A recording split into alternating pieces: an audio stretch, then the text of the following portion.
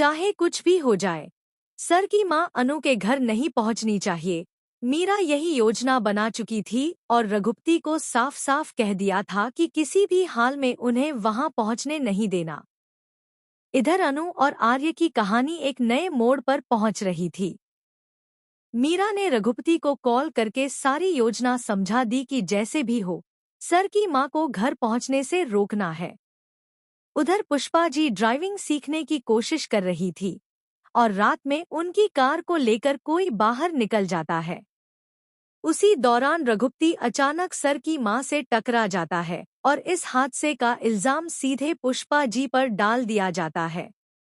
अब अनु अपनी मां को कैसे बचाएगी, यही बड़ा सवाल खड़ा हो जाता है।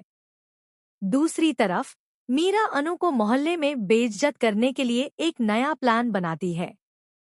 पार्टी से लौटकर अनु घर पर अपने माता पिता को बताती है कि सब कुछ अच्छा रहा, सभी ने उसकी तारीफ की।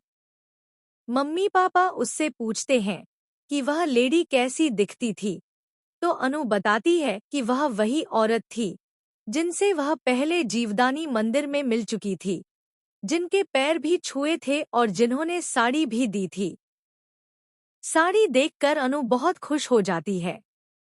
मीरा यह सब देखकर परेशान है कि उसने इतनी कोशिशों के बावजूद अनु और आर्य के बीच कोई गलतफहमी पैदा नहीं कर पाई।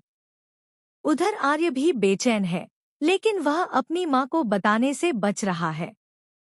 उसकी मां उसे समझाती है कि किसी के कपड़ों से प्यार कम नहीं होता और किसी को उसके पहनावे की आज़ादी देना ही असली प्रेम होता है। इसी बीच मीरा एक फोटो रघुपति को भेज देती है और कहती है कि उस फोटो को मोहल्ले में बड़े बड़े पोस्टर की तरह लगाना है। रघुपति अनु के कपड़ों को लेकर अपमानजनक बातें करता है, लेकिन पुष्पा जी सबके सामने अपनी बेटी का साथ देकर उसका मुंह बंद कर देती हैं। मोहल्ले के लोग भी रघुपति की सोच को गलत ठहराते हुए उसका साथ छोड़ देते हैं। अनु के माता पिता उसे समझाते हैं कि अब से कोई भी बात उनसे मत छुपाना। अनु भी मान जाती है कि आगे से वो खुलकर सब बताएगी। अगले दिन मीरा अनु को अपने घर बुलाकर पुरानी तस्वीरें दिखाती है ताकि वो उसे दुखी कर सके, लेकिन अनु चुप रहकर सब सुन लेती है। आगे की कहानी में देखने को मिलेगा कि सर की मां के एक्सीडेंट का आरोप पूरी तरह